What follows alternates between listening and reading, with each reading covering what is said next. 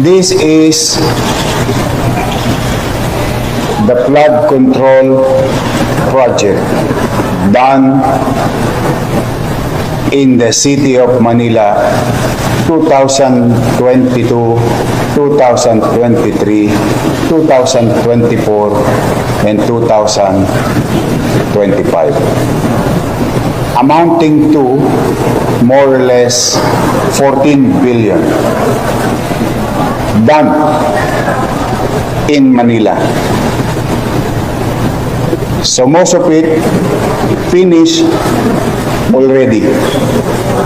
Bumaha ng pondo sa Maynila, bumaha pa rin sa Maynila. Now, itong lahat ng ito ay walang permit sa lungsod. Yes, we are investigating them. And they are also being investigated by the Office of the President. But that is the thing of the past.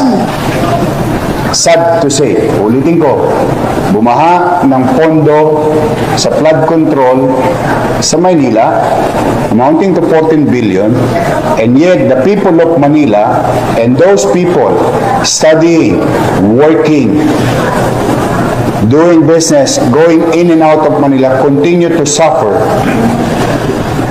with the flooding.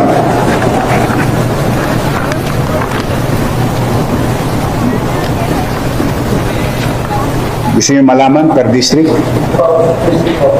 Per district?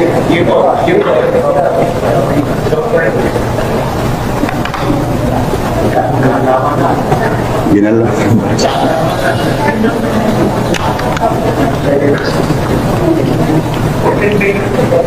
District 1, 3.4 billion. District 2, 2 billion and 59 million. District 3, 4.2 billion. District 4, 1.3 billion. District 5, 1.1 billion. District 6, 2 billion and 60 million.